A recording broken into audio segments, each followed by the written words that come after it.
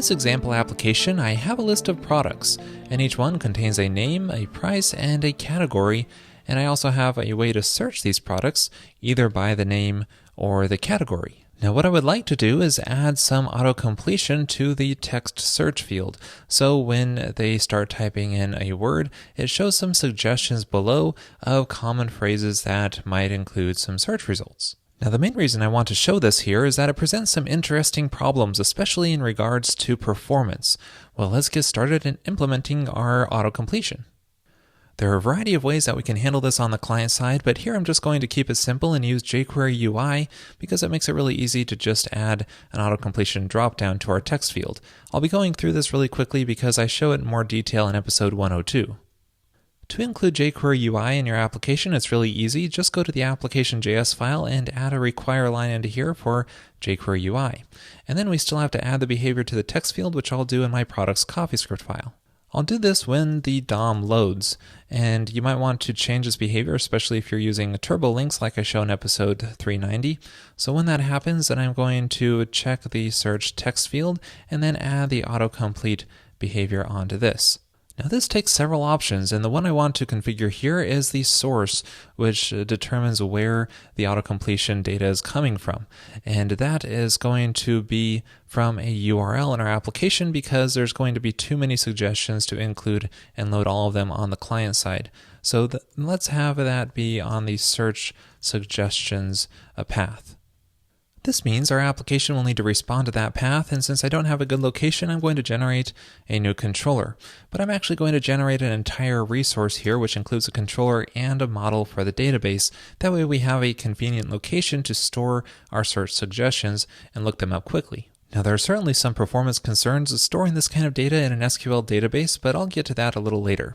So let's call this search suggestion, and let's give it a term field, which will be the search suggestion term that's returned to the user, and also a popularity field, which will determine how it's sorted, and that'll just be an integer. And then I'll migrate that database. Okay, so now our search suggestions path is going to route to our suggestions controller in an index action, and jQuery UI expects some JSON to be returned here, and if we put it in an array, it's just going to display those results to the user. So let's render out some JSON data. Let's do something really quickly here so that we can test this out. So going back to our application, when we start typing something in, we get our suggestions, which don't look very pretty yet. So I'll just paste in some quick CSS to make it look nicer. And now our search suggestions look great. So instead of displaying dummy data here, I would like it to return common keywords that are contained within our products. And these should be prefixed with whatever the user types in. I'm going to keep this behavior in the model, so let's have the controller delegate to that. I'll call search suggestion, and let's make a method called terms4, and then pass in the term that the user is typing in.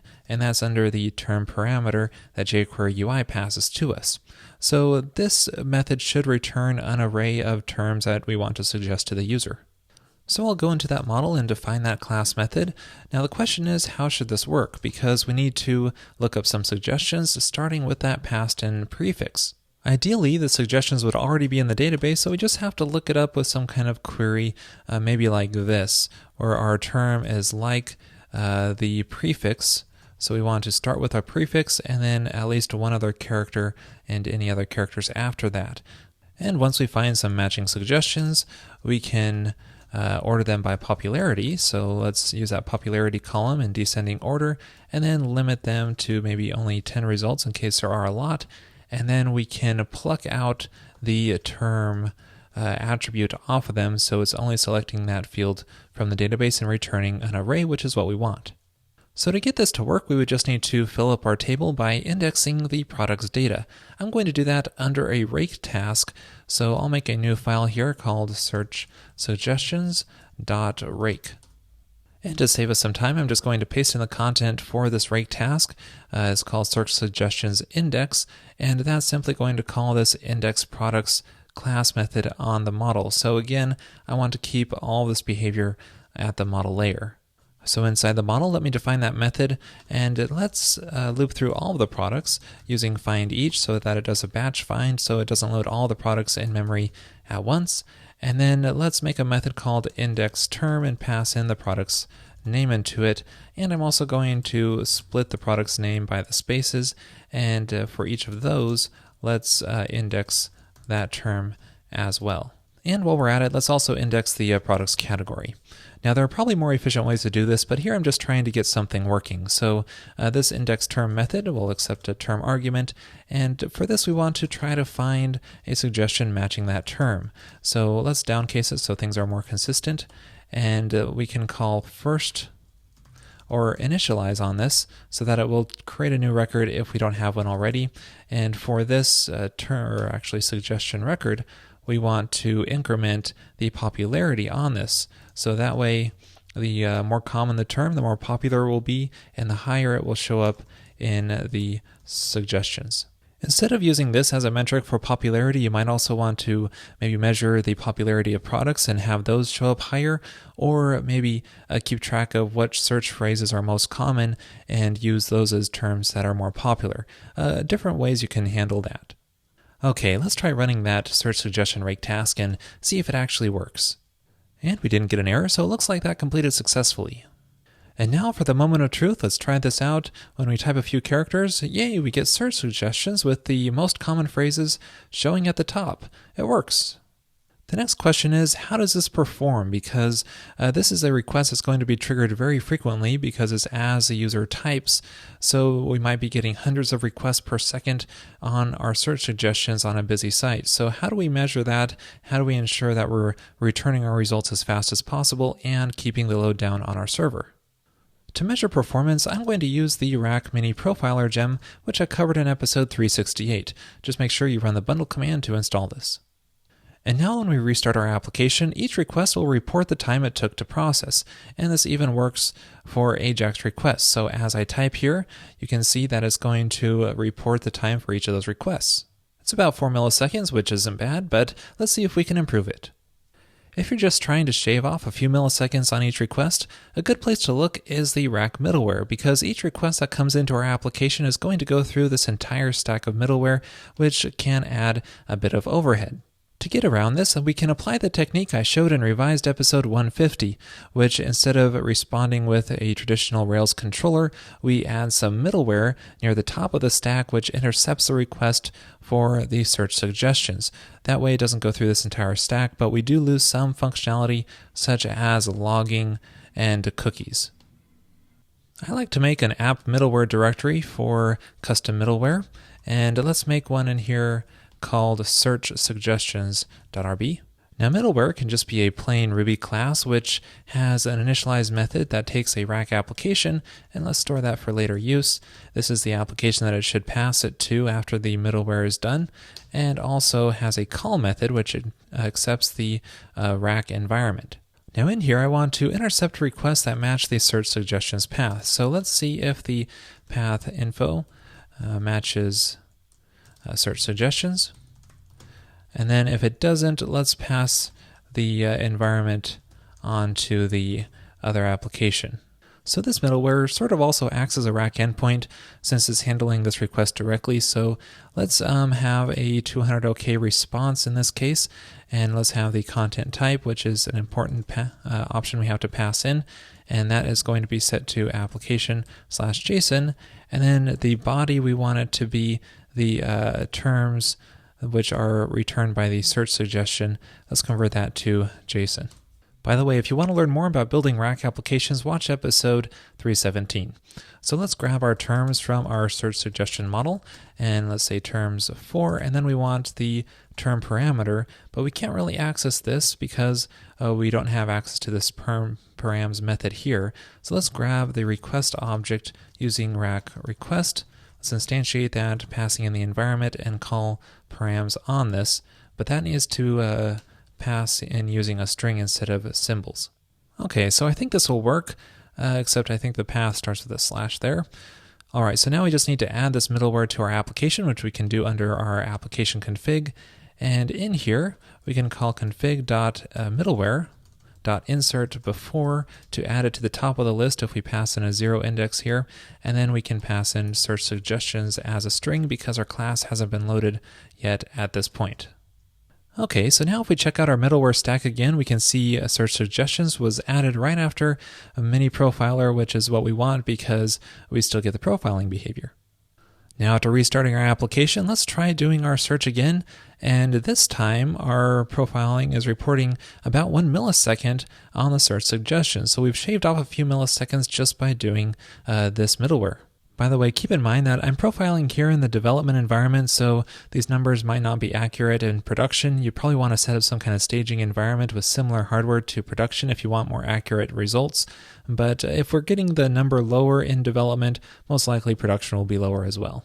All right, the next concern for performance I have that I want to take a look at in this episode is the SQL database, because that's probably where it's going to spend the most of the time in the request. Right now it's not a whole lot because the data set's so small, but as it grows, this might become an issue. Probably the first way I try to solve this problem is through caching. You can set up a memcached store like I show in episode 380, so then we can cache the results of this terms for call. So let's say rails.cache.fetch, and then let's prefix this something like search terms, and then pass the prefix into it so that it's unique for each prefix the user types in. And then we can pass this into a block, and then the results of this will be cached into that key using whatever store you specify. So this way, once the search suggestions are cached, the request should be very fast, like you see here, because I already did this a couple times off camera. So I think this caching technique can be really effective, but if the user is typing in something that's not in the cache, then it's going to take even a little longer, because not only is it doing the SQL query, it's also writing the cache. So you might at this point want to look for a different storage engine for the autocompletion than an SQL database. And this is where I'll turn to Redis. It's an advanced key value store in memory, so it's very fast, and it has some features that'll work perfect for what we need, such as sorted sets.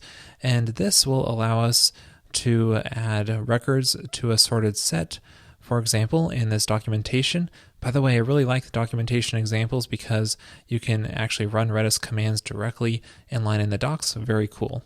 Anyway, you can add values to a set, and each value can have a score assigned to it, which makes it a sorted set. So later on, when you fetch it using something like zrange, then it's going to return them sorted by their score. So here's how we might use this in our autocompletion. What we can do, let's say we want to index the term food. We could make a separate set for each variation of that word, each prefix. So let's say F, let's add the food word into there, and let's also add it for FO and FOO, and we don't need FOOD because we don't want the word food to show up if the user's already typed that in. This means when a user starts typing in a phrase, we can use zrange to look up a set with that name. So let's say they type FO, then we can grab, let's say, the first 9 entries of that, and that will return the matching term. And of course, if we indexed multiple terms with that starting prefix, then it would have those displayed in here, sorted by their score. You would probably want to use reverse range though. That way it returns them in reverse order, so it would be the most popular score first. Another command that we can use to add elements instead of zadd is zincrementBy, and that way it will increment the score if that element already exists. So this will be great for increasing the popularity of the item as we're adding it. Okay, let's try this out. First I'm going to install Redis using Homebrew, which I recommend if you're on macOS 10. And then we can start up the Redis server using this command provided. Now let's set up Redis in our application. First I'll add the Redis gem, and you'll need to run the bundle command to install it. And then next I'll create a config initializer file. Let's just call it redis.rb. And this is where we can set up our Redis connection. I'll just store this in a global variable for easy access, and calling redis.new will connect to the server on our local host, but you might want to pass in other configuration options, especially when you're in production. Now we just need to configure our search suggestion model so it's no longer inheriting from Active Record or using an SQL database, but using Redis as the back end. So the way we fetch the terms from Redis is like we did in the example. We call redis.zrev